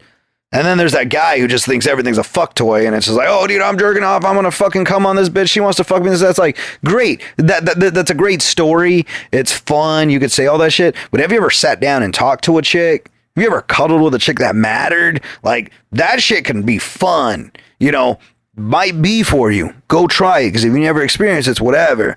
You know, but if someone chick's like, I'm talking to a porn star right now on fucking Twitter. We're going back and forth, you know, and I was like, yo, I remember you back in the day, blah, blah, blah. She was at one of the Bang Bus fucking houses with one of my homegirls. So we're like talking, we're like, yeah, this and that.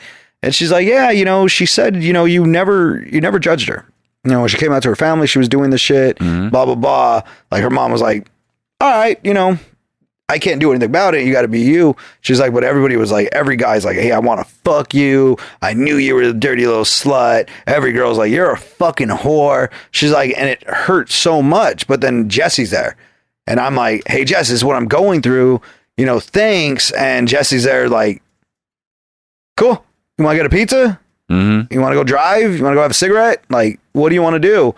She's like, not once was Jesse like, so we're alone. We're on my bed. You trying to fuck? So he knew I was in a vulnerable spot. And his thing was just like, yeah, get better. And she's like, it was me. Like when things were getting better, it was like, yo, send me a dick pic. I just want to see what your dick looked like. And he was just like, all right. She's like, I'd eat that dick. And he's like, maybe. She's like, every guy's throwing themselves at me. And this one fucking guy is like, maybe. She's like, and I know he's not gay because he's fucked everybody. He even tried to fuck my mom, which is true. I legit tried to. And it's got a hot mom, huh? Oh, yeah. I would have ran through the whole family. Nice. But, you know, and that's the thing. I think that's something that people get too caught up in their head. You just have fun, man. Enjoy it. Create art. I find it more and more amazing as I push through the little other community that quote unquote sexual deviants seem to have the biggest hearts, and some or what we consider to be sexual deviants. That's, you see more of those motherfuckers doing shit for charity than quote unquote straight conservative missionary pros. I think, you know, I just labels, man. Yeah, fucking funny. Jesse, thank you so much. I could go on forever, man. Me too. I could, but I'm hungry and I need to get these tacos. And, you know, I wish you'd join me in eating some peasant food. You know?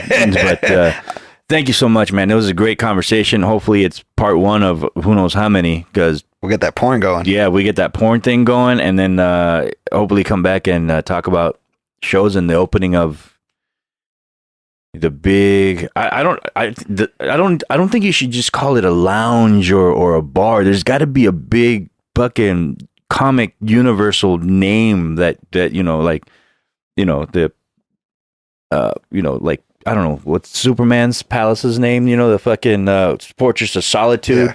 I don't know. So you needed something grandiose to go with the Nerds and Balls universe with. It's actually not. It's a piece of me, not Nerd with Balls. No. Oh, okay. So well, it's there's a lot that goes into my head. There's a lot. So something along the Fortress of Solitude in a weird, kinky way. Play with words. I'm going to call it the Blue Oyster. Yeah. Really fuck with people. Yeah, that would be... I'd still go. Who won it? Fucking nowadays, everybody's going to flock to it. Only if there's tangos. Only if there's tangos. I just don't think any guy's going to show up in leather. It's fucking Arizona. It's hot as fuck. Well, it gets cold in the winter. All right. Thank you so much, man. I really appreciate it. Thank you for having me, man. All right. Ooh-wee. Yeah, that was something else there. I'm so glad you stuck it out to the end. I really appreciate it. If you have any questions or concerns, the email is thecommonrule@gmail.com. The Instagram is The Common Rule. The Twitters is Restless Samurai.